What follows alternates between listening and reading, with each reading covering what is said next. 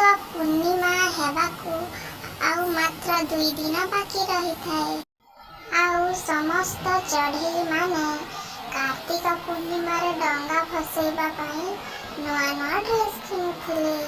ତାହାକୁ ଦେଖି ଟିକି ତା ମାକୁ କହିଲା, ମା ମା, ଆଉ 2 ଦିନ ପରେ କାର୍ତ୍ତିକ ପୂର୍ଣ୍ଣିମା ହେବାକୁ ଯାଉଛି। ସମସ୍ତେ ନୂଆ ଡ୍ରେସ୍ ଆଉ ଡଙ୍ଗା କିଣିକି ଆଣି ସାରିଲେଣି। ତମେ ମୋତେ କେବେ କିଣିଦେବ ମା?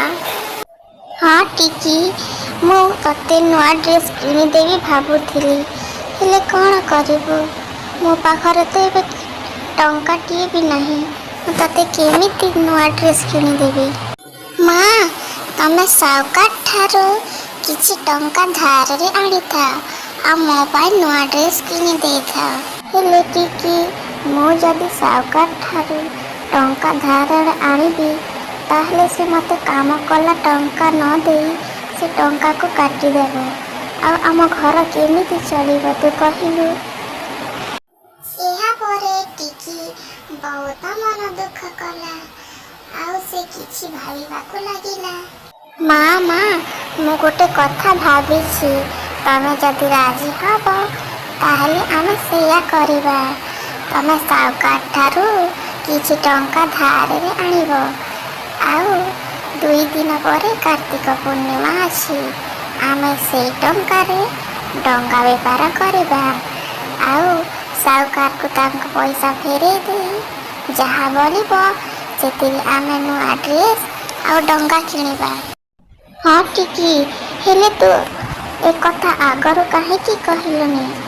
ମୁଁ ଏବେ ଯାଇ ସାଉକାର ଠାରୁ କିଛି ଟଙ୍କା ଧାରରେ ଆଣିବି ଆଉ ଆମେ ଡଙ୍ଗା ବେପାର କରିବା। ଏମିତି କହି ଶାନ୍ତି ସାଉକାର ଘରକୁ ଚାଲିଗଲା ଆଉ ସାଉକାରକୁ ଯାଇ କହିଲା, ଆଜ୍ଞା ସାଉକାର, ମୋତେ କିଛି ଟଙ୍କା ଦରକାର ଥିଲା।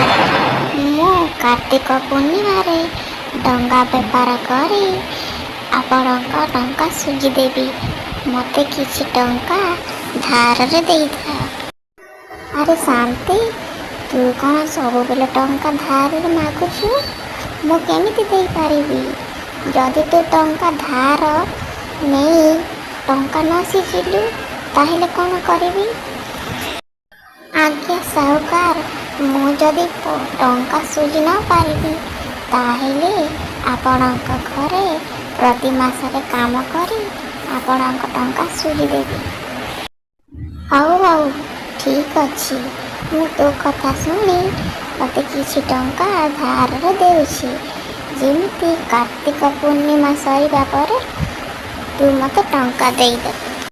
ଏହା ପରେ ସାଉକାର ତାକୁ କିଛି ଟଙ୍କା ଧାରରେ ଦେଇଦେଲେ ଆଉ ସେ ଟଙ୍କାକୁ ନେଇ ଶାନ୍ତି ଘରକୁ ଫେରି ଆସିଲା। ତାପରେ ମା ଝିଅ 2 ଜଣ ମିଶି ଡଙ୍ଗା ବେପାର କଲେ। ଜଙ୍ଗଲର ସବୁ ଚଢ଼େଇମାନେ ତାଙ୍କ ପାଖକୁ ଡଙ୍ଗା କିଣିବାକୁ ଆସିଗଲେ। ତାପରେ ସାଉକାର ଘରୁ ଯେଉଁ ପଇସା ଧାରରେ ଆଣିଥିଲା ସବୁ ଡଙ୍ଗା ବିକ୍ରି କରି ତା ପଇସା ତା ଘରକୁ ନେଇ ଫେରେଇ ଦେଲା। ଆଉ କିଛି ବଳକି ଥିବା ପଇସାରୁ ସେ ତା ଝିଅ ପାଇଁ ଗୋଟେ ଡ୍ରେସ୍ ଆଣିଦେଲା। ଆଉ ଟିକି ସେ ଡ୍ରେସ୍କୁ ଦେଖି ବହୁତ ଖୁସି ହୋଇଗଲା।